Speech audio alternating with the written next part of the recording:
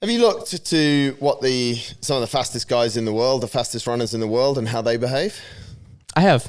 Yeah. Yeah, and I've had a chance to train with a lot of really incredible athletes in the OCR space, obstacle course racing, in the functional fitness space, and at least brief stints, if not slightly more elaborate stints with like really, really impressive world-class mountain runners and some dudes on the roads that are, you know, Olympic potential for that sort of thing. And it's always good. I think everyone has little things figured out perfectly, and then they have a bunch of shit that they think they have figured out that's garbage. And I'm not immune to that at all. Like guaranteed, if you hang out with me, oh man, 10% of what I tell you, take that to the bank. Like that's gold. That's going to make you achieve enlightenment. Like that's going to bring you bliss in your life. The other 90% is probably shit. Now, the question is in the modern world where everything is so polarized and everything is so fervent and like religious status, people don't want to hear from someone. The second you realize someone has been wrong about anything ever, you want to throw the baby out with the bathwater. Sure. But I think the most valuable people on the planet that are really like pushing the dialogue forward, that are avant-garde, I think they're wrong more than they're right. They're artists. They're crazy people. Yeah. But so it's a matter of me finding these people and kind of getting the gems from it.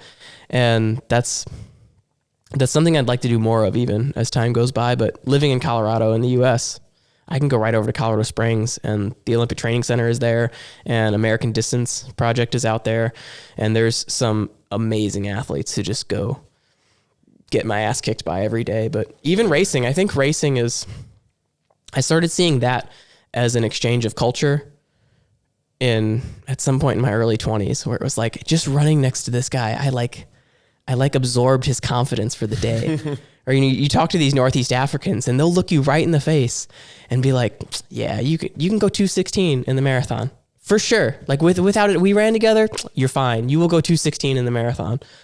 And they mean that. And it's like, we have such a toxic culture in America, at least. I think in the West at large, where it's like, if someone says that they think they're hot shit, you like want to bring them down a peg. Yeah. You don't say like, yeah, dude, that's pretty cool that you think you can do that. Like, let's find out if you can. And maybe out of love, if it's someone that you're, that you're responsible for, you might be like, okay, you can do that if this laundry list of things happens. Yeah. It's like, well, maybe if you stop eating like you're 12 years old, then you can be a world champion.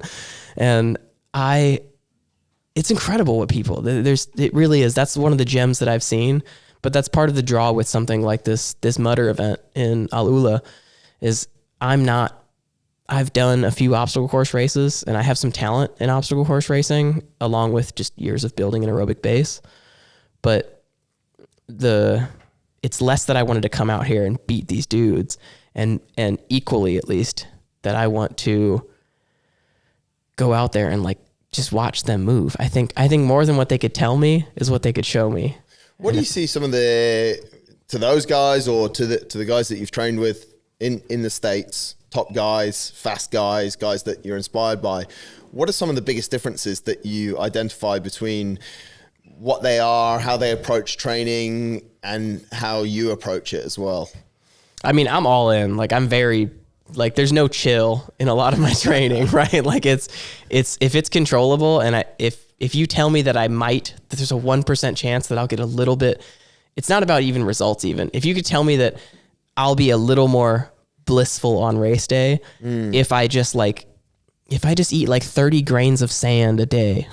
It's like, all right, yeah, let's do it. Like, let's try to not wear away all my enamel somehow, because I'm going to do this, right?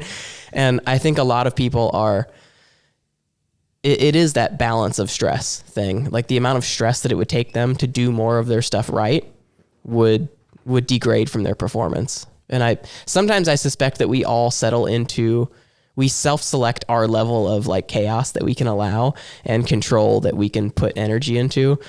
And like, if what I was doing was spinning my wheels so hard trying to control everything that it was stressing me out, I think I would self-select into doing less and less and less and less. And if the competition was telling me you're almost good enough, but you're not good enough yet, then maybe I would look around and start looking for things. Yeah. And that's the two sides of the same coin with that scenario of, people at the top are so talented that it's hard to know what's talent and what's hard work. what's design. Yeah. And I tend to think we're all working hard. Like, so what, you know, so you're running 120 miles a week. So what? Everyone is.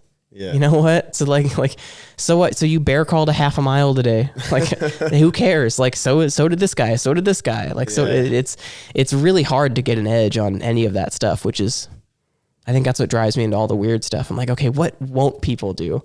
Okay, now what won't people do that also is beneficial? Give me the Venn diagram on those two things, and like, let's just start doing that stuff.